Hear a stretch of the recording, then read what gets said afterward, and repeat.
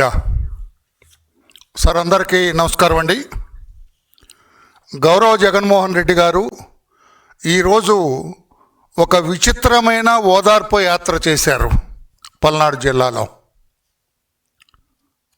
సంవత్సరం క్రితం, పోయిన సంవత్సరం ఏప్రిల్ నెలలో ఎన్నికల కౌంటింగ్ జరిగిన నేపథ్యంలో వాళ్ళ పార్టీ కార్యకర్త కొర్లకుంట నాగమల్లేశ్వరరావు అనే అతను ఆత్మహత్య చేసుకొని చనిపోయాడు అని సంవత్సరం 2 నెలల తర్వాత ఈ రోజున అతన్ని ఓదార్చడానికి ఓదార్పు యాత్ర పేరిట బయలుదేరాడు ఆయన. నేనంటున్నాను, ఈ రోజున జగన్మోహన్ రెడ్డి గారు చేసిన ఈ ఓదార్పు యాత్ర పేరిట చేసిన ఈ యాత్ర, this is nothing but a vulgar exhibition of his wealth. అతనుకున్న అవినీతి సంపదని ఒక్కసారి ఎక్స్పోజ్ చేసుకున్నాడు. నా దగ్గర ఉన్న అవినీతి సొమ్ముతో నేను జనాన్ని ఏ రకంగా మాయ చేయగలనని చెప్పి ఈరోజు యాత్ర ద్వారా అతను చెప్పాడు తప్పితే అది నిజమైన యాత్ర కాదు. నిజమైన యాత్ర అయితే చనిపోయిన వెంటనే వెళ్ళి పలకరించాలి. అప్పుడు ఖాళీగా ఉన్నాడు ఆయన. 4వ తారీఖు ఎన్నికల ఫలితాలు వచ్చినాయి. కానీ చంద్రబాబు నాయుడు గారి ప్రభుత్వం అతను ఆత్మహత్య ప్రయత్నం చేసే రోజుకి చంద్రబాబు నాయుడు గారు ముఖ్యమంత్రి కాదయ్యా జగన్మోహన్ రెడ్డి, మీరే ఆపద్ధర్మ ముఖ్యమంత్రిగా ఉన్నారు. నాకు తెలిసి మీరే ఆపద్ధర్మ ముఖ్యమంత్రి. 4వ తారీఖున ఎన్నికల ఫలితాలు వచ్చినాయి. 5వ తారీఖున అతను గడ్డి మందు తాగాడు, ఆసుపత్రికి తీసుకెళ్లారు, చికిత్స పొందుతూ 9వ తారీఖున చనిపోయాడు. Everybody nose. ఇక్కడ ఎఫ్ఐఆర్ కూడా ఉన్నది దానికి సంబంధించి. This is the FIR, crime number 126/2024 under section 174 CrPC of Sattenapalli town police station. This is the FIR. అతని ఆత్మహత్య గురించి 4వ తారీఖున ఎన్నికల ఫలితాలు వచ్చినాయి. 5వ తారీఖున పొలంలో గడ్డి మందు తాగాడు, ఆసుపత్రికి తీసుకెళ్లారు, చికిత్స చేస్తూ ఉండగా 9వ తారీఖున అతను చనిపోయాడు. This is the FIR. నేను అడుగుతున్నారు ఈ రోజున మీరేమంటారు? ఆ ప్రభుత్వ ఒత్తిడి వల్ల ఆ ప్రభుత్వం మా వాడి మీద అనవసరంగా దాడులు చేయటం వల్ల, ఆ ప్రభుత్వం అఘాయిత్యాలు చేయటం వల్ల చనిపోయినాడు. ఏ ప్రభుత్వం? ఆనాడు ఏ ప్రభుత్వం అధికారంలో ఉంది? మై డియర్ జగన్, నీకు ఆటే తెలియకపోతే పక్కన వాళ్ళని అడగా. ఎవరు ఉన్నారు కానీ నీ పక్కన ఆ జంబులింగ అంబటి రాంబాబు, అతను చెబుతాడు, అయ్యా నువ్వే ముఖ్యమంత్రి ఆ రోజున ఆధర్మ ఏమంటారు ఆపద్ధర్మ ముఖ్యమంత్రివి అని చెప్పలేదా మీకు? అసలు విషయం నేను చెబుతా, వినటానికి సిద్ధంగా ఉన్నావా మిస్టర్ జగన్? అసలు వాస్తవం ఇప్పుడు చెబుతాను నేను. ఈరోజు నీ వెంట వచ్చిన జనానికి చెబుతాను అసలు విషయం. మీ సాక్షి పత్రిక చెబుతాను అసలు విషయం. మీ యాత్రలో వెంటబడిన జనానికి చెబుతాను, మీ జనానికి అసలు విషయం. ఈ కొర్లకుంట నాగమల్లేశ్వరరావు గారు మీ పార్టీ నాయకుడే. మీకు కరుడు కట్టిన మీ పార్టీ నేత నేను కాదంటలేదు, ఫాలోయర్ మీకు. ఆయన మీరు అంటూ ఉంటారుగా, వైనాట్ 175, వైనాట్ 175,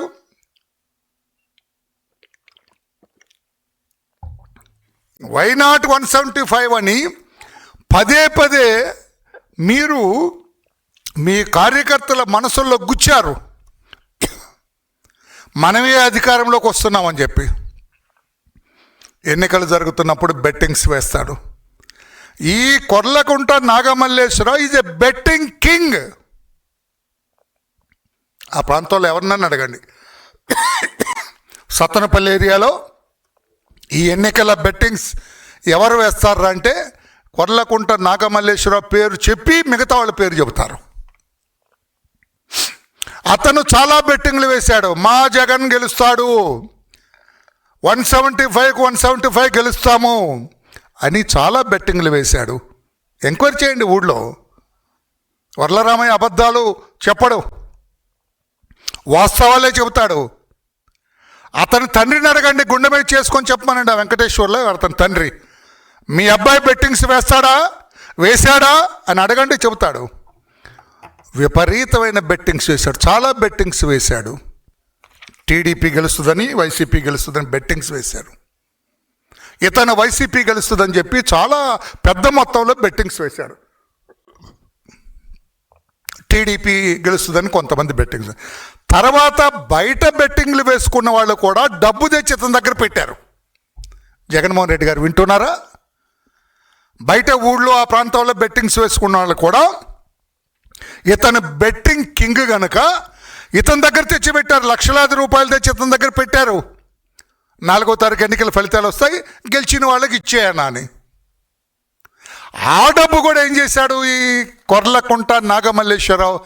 జగన్మోహన్ రెడ్డి గెలుస్తాడు, వాళ్ళ పార్టీ గెలుస్తుందని ఆ డబ్బు కూడా పెట్టేశాడు. మధ్యవర్తిత్వం వహించటానికి అతని దగ్గర వచ్చిన డబ్బు, పెట్టిన డబ్బు కూడా, ఆ డబ్బు ఏం చేయాలి? గెలిచిన ఎలక్షన్ ఎన్నికల ఫలితాలు వచ్చిన వెంటనే గెలిచిన వాడికి ఇవ్వాలి. ఆ డబ్బు కూడా ధైర్యంతో why not 175, why not 175, why not 175 అన్నారు కదా జగన్ గారు. మీ కార్యకర్త ఆ మాట నమ్మాడు, వాడి కొంప మునిగింది. మీ మాటలు నమ్మాడు, కొంప మునిగింది. అసలు నన్ను అడిగితే you provocated him to commit suicide. Mister Jaganmohan Reddy, you provocated him. You have indirectly forced him to commit this suicide. నువ్వు వై నాట్ 175 అనకపోతే, పదే పదే చెప్పకపోతే, వాడి బుర్రలోకి నువ్వు ఎక్కించకపోతే ఇంత ధైర్యం వచ్చేది కాదు బెట్టింగ్ పెట్టడానికి కొర్లకుంట నాగమల్లేశ్వరరావుకి. మధ్యవర్తిత్వం డబ్బు కూడా పెట్టడానికి వచ్చేది కాదు. ఆ డబ్బు కూడా ఉపయోగించాడు. దానితో 4వ తారీఖున ఎన్నికల ఫలితాలు వచ్చేటప్పుడు వాడి ఇంటి మీద పడ్డారు జనం. గెలిచాం కదా, డబ్బు ఎక్కడుందో? డబ్బు అయిపోయింది బెట్టింగ్లో. ఈ డబ్బు అయిపోయింది, మధ్యవర్తిత్వం వహించమని ఇచ్చిన డబ్బు అయిపోయింది. దిక్కు తోచల అతనికి. దిక్కు తోచక అతనికి నేను ఇప్పుడు మళ్ళీ వస్తూ కూడా ఎంక్వైరీ చేశా. అతనుకున్న ఆస్తులన్నీ అమ్మినా కూడా ఈ బెట్టింగ్స్ డబ్బు తీర్చలేడట. నాగమల్లేశ్వరరావుకున్న ఆస్తులన్నీ అమ్మినా కూడా ఈ బెట్టింగ్ డబ్బు తీర్చలేడట. అందుకు అన్యథా శరణం నాస్తి అని, ఇక చేసేది లేదు, ఆ బెట్టింగ్ డబ్బులు తీర్చలేనన్న ఒక ఆలోచనతోటి అతను తన జీవితాన్ని తాను అంతం చేసుకున్నాడు. అది వదిలి, ప్లీజ్, అది వదిలి ఆ ప్రభుత్వం అతని మీద దాడి చేసింది, ఆ ప్రభుత్వం ఒత్తిడి చేసింది, ఆ ప్రభుత్వం అతన్ని కొట్టింది, ఆ ప్రభుత్వం అతని మీద ఒత్తిడి. ఏ ప్రభుత్వం? ఆ రోజున ఏ ప్రభుత్వం ఉంది? ఈ మాత్రం ఇంగిత జ్ఞానం కూడా తెలియదా మిస్టర్ జగన్మోహన్ రెడ్డి మీకు? ఆ రోజున ఏ చంద్రబాబు గారు ముఖ్యమంత్రి అయ్యారు రోజున? చంద్రబాబు గారు ఎప్పుడు ముఖ్యమంత్రి? 12వ తారీఖున, జూన్ 12వ తారీఖున ప్రమాణ స్వీకారం చేశారు ఆయన. జూన్ 12కు ముందు వరకు కూడా తెలుగుదేశం ప్రభుత్వం కాదు అధికారంలో ఉన్నది, మీ ముఖ్యమంత్రిత్వంలో అధికారంలో ఉన్నది. నోటికొచ్చినట్లుగా మైక్ ఉందని, జనం ఉందని, మీకు ఒక చెత్త పేపర్ ఉందని, పనికిరాని ఛానల్ ఉందని ఇష్టం వచ్చినట్టుగా మాట్లాడతారా? ఏం ఓదార్పేత నీ అనకూడదు. నేను ఏమి యాత్ర మీది? మీ ఓదార్పేత అంటే భయపడుతున్నారు జనం. మీరు ఆ రోజు చనిపోయిన రోజున ఎందుకు వెళ్ళలేదు? నిజంగా మీకు కార్యకర్త మీద ప్రేమ ఉంటే ఆ రోజున ఎందుకు వెళ్ళలేదు? అంటే ఈ రోజున రాష్ట్రమంతా కూడా, మన పొరుగునున్న రాష్ట్రం కూడా, తెలంగాణ రాష్ట్రం కూడా,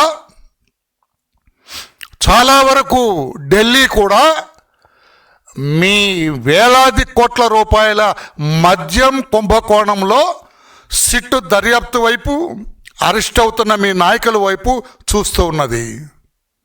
రేపెవరు అని చెప్పి జనమంతా చూస్తూ ఉన్నారు. ఈ దృష్టి మరల్చటం కోసం మద్యం కుంభకోణంలో ఏదైతే వేలాది కోట్ల రూపాయలు మీరు కొట్టేశారో, మీ టీం కొట్టేసిందో, ఆ దృష్టిని దాని మీద దృష్టి పెట్టకుండా ఏదో ఒకటి చేయాలి. మరలా ఇంకొక యాత్ర పెడతాడు ఇతను. ఎవరో చావబోతారో వాళ్ళ పార్టీ నుంచి, ఏదో ఇబ్బంది జరగకపోతే మళ్ళా యాత్ర పెడతాడు. ఎన్ని కోట్లైనా ఖర్చు పెడతాడు. మీరు అనుకుంటున్నారేమో నిన్న ఈరోజు జరిగిన దానికి ప్రతి రూపాయి తాడేపల్లి ప్యాలెస్ నుంచి వెళ్ళింది. ఏ కార్యకర్త సొంత ఖర్చు పెట్టుకోలేదు. ఇతని మీద నమ్మకంతో ఏ కార్యకర్త రాలేదు. గుండుసు దగ్గర నుంచి చిత్రపటం వరకు కూడా మొత్తం కూడా ఇక్కడి నుంచే వెళ్ళింది. ఎవరు ఇల్ గాటన్ ఎ వెల్త్, నీ అవినీతి సొమ్ముని దీనికి ఉపయోగించావు తప్పితే వేరే కాదు అని చెప్పి కూడా నేను తెలియజేస్తున్నా. ఆ రోజునే నిన్నటి వరకు కూడా ఆ చనిపోయిన కొర్లకుంట నాగమల్లేశ్వరరావు భార్య, 2 పిల్లలు ఎక్కడున్నారు?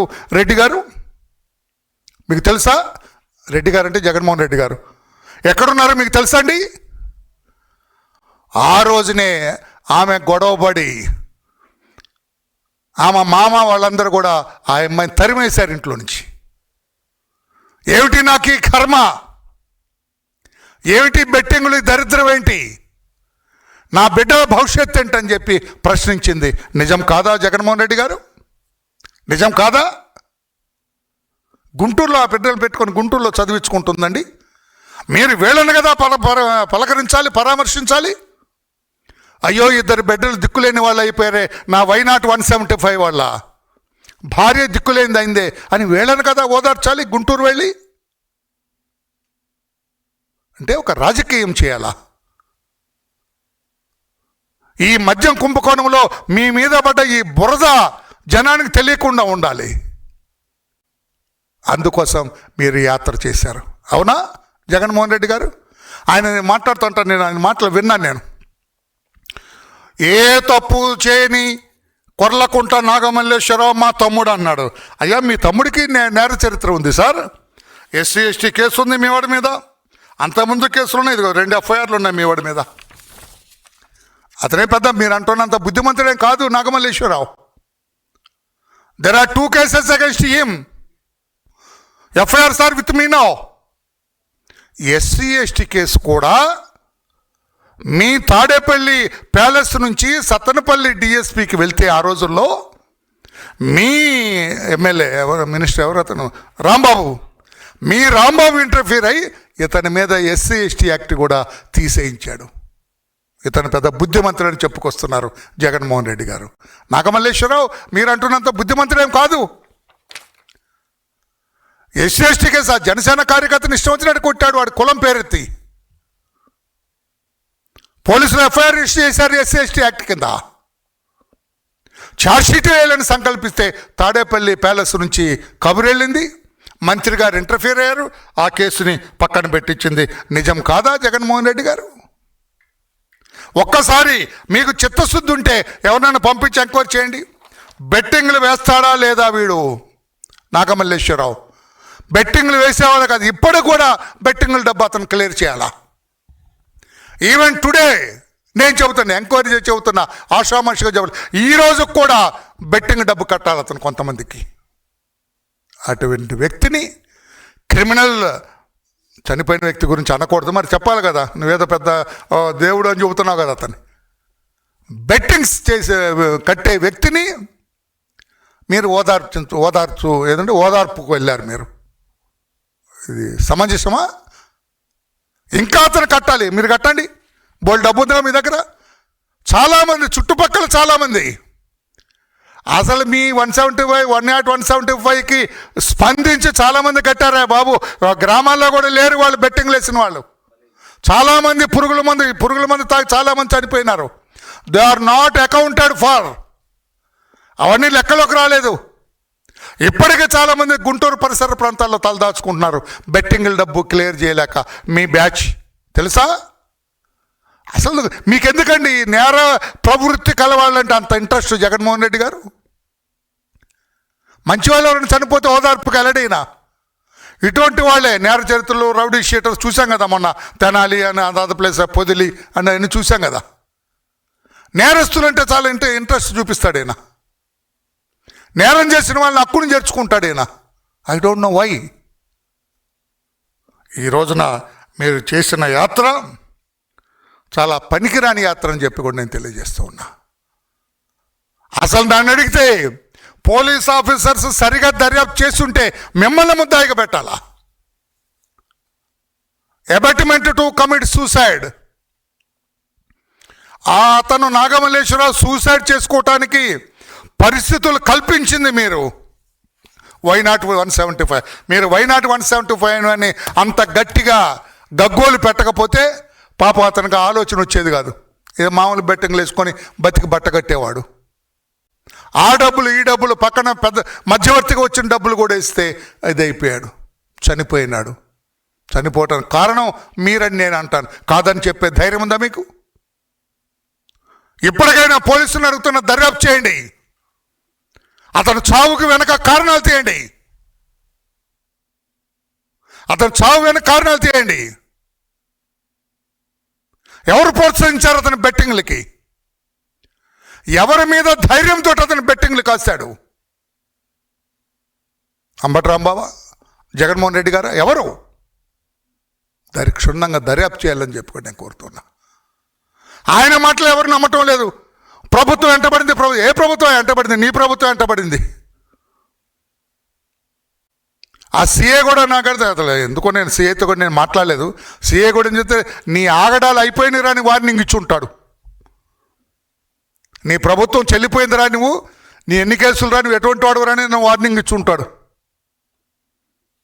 అంతేగాని ఈ రకంగా తప్పించుకోవటానికి మద్యం కుంభకోణంలో మీ పైబడ్డ ఈ ఆరోపణలకి తిప్పికొట్టలేక ఏం నేరం చేశాడని దేవినేని అవినాష్ మీద కేసు, ఏం నేరం చేశాడని అప్పిరెడ్డి మీద కేసు, ఏం నేరం చేశాడని తలసిల రఘురావు మీద కేసు, ఏం నేరం చేశాడని సజ్జల రామకృష్ణారెడ్డి మీద కేసు అని అన్నారు కదా రెడ్డి గారు, జగన్ రెడ్డి గారు. మరి మీరు ఏం నేరం చేశాడని కసిరెడ్డిని అరెస్ట్ చేశారని అడగవే? జైల్లో ఉన్నాడు కదా మద్యం కేసులో, అడగవే? ఏం నేరం చేశారని కసిరెడ్డిని అరెస్ట్ చేశారు? ఏం నేరం చేశారని బాలాజీని అరెస్ట్ చేశారు? ఏం నేరం చేశారని ఆ సజ్జల అతన్ని అరెస్ట్ చేశారు, శ్రీధర్ రెడ్డిని? ఏం నేరం చేశారని చాణక్యని అరెస్ట్ చేశారు అనవే? అది అంటే లింకు బడేలమని తగులుతుంది మీకు, అంతే కదా భయం?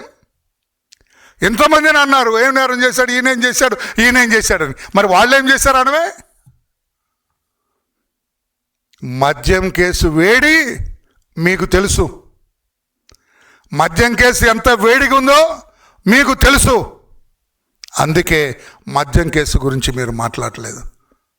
అవినాష్ ఏం చేశాడు, అప్పిరెడ్డి ఏం చేశాడు అంటున్నారు కదా, వీళ్ళు ఏం చేశారు అనవే? అనకూడదు. కానీ ఏ తప్పు చేయనిలాగా వస్తావా? మళ్ళా 2 ఏళ్ళలో వచ్చేస్తాడంట. అంటే ఆంధ్రప్రదేశ్ రాష్ట్ర ప్రజలంతా అమాయకులు అనుకుంటున్నారా? 5 ఏళ్ళు మీ నరకాసుర పరిపాలన చూచిన తర్వాత, 5 సంవత్సరాలు మీ రాక్షస పరిపాలన చూచిన తర్వాత ఇంకా ఎవరైనా కొరివితో తలగొక్కుంటారా జగన్మోహన్ రెడ్డి గారు? మరలా మిమ్మల్ని తెచ్చిపెట్టుకుంటారా జగన్మోహన్ రెడ్డి గారు?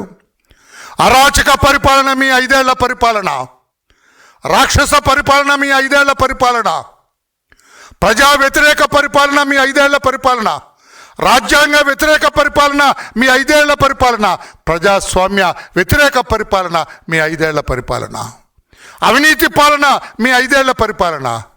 సంవత్సరం నుంచి చంద్రబాబు గారి ముఖ్యమంత్రిత్వంలో ప్రజలందరూ సుఖంగా ఉన్నారు మై డియర్ ఫ్రెండ్. ప్రజాస్వామ్యయుతంగా పరిపాలన సాగుతుంది మై డియర్ ఫ్రెండ్. రాజ్యాంగబద్ధంగా పరిపాలన సాగుతుంది మై డియర్ ఫ్రెండ్. అన్ని వర్గాల ప్రజలు సంతోషంగా ఉన్నారు మై డియర్ ఫ్రెండ్. దానికి రుజువు ఈనాటి నీ ఓదార్పు యాత్ర. ఏ ఆటంకం లేకుండా వందలాది మందితోటి నువ్వు వెళ్ళినావు. నువ్వు ఏ ఆటంకం కల్పించలేదు. పోలీసు కూడా అన్నారు కానీ 100 మంది 3 కార్లు అని చెప్పి వదిలేశారు. ప్రజాస్వామ్యం చేసుకొని అన్నారు. అని ప్రజాస్వామ్య పరిపాలన కనుక నీ పరిపాలనలో చంద్రబాబు గారు బయటకు వస్తానంటే రానిచ్చావా? ఆయన ఇంటి గేటుకి తాళ్ళు కట్టావే, అది రాజ్యాంగ వ్యతిరేక పరిపాలన. మరలా నీ పరిపాలన కావాలని కోరుకుంటారా? చంద్రబాబు గారు ప్రజల మధ్యకి వెళ్తుంటే తిరుపతి ఎయిర్పోర్ట్లో నేల మీద కూర్చోబెట్టావే, మరలా నిన్నెవడన్నా కావాలని కోరుకుంటారా? అది రాజ్యాంగ వ్యతిరేక పరిపాలన. ఈరోజు నీ యాత్ర ప్రజాస్వామ్యయుత పరిపాలన. రాజ్యాంగబద్ధంగా చంద్రబాబు గారు ఎలా చేశారు? ఆనాడు రాజ్యాంగానికి, చట్టానికి వ్యతిరేకంగా ఆ రోజున నిర్బంధించావు. పర్మిషన్ తీసుకొని వైజాగ్ ఎయిర్పోర్ట్ నుంచి విజయనగరం వెళ్తుంటే మీరు నిర్బంధించారు చంద్రబాబు నాయుడు గారిని. అది ప్రజా వ్యతిరేక పరిపాలన మీది. ఈ రోజున యథేచ్ఛగా మీరు వెళ్ళారు. మన తెనాలి యథేచ్ఛగా మీరు వెళ్ళారు. పొదిలి యథేచ్ఛగా మీరు వెళ్ళారు.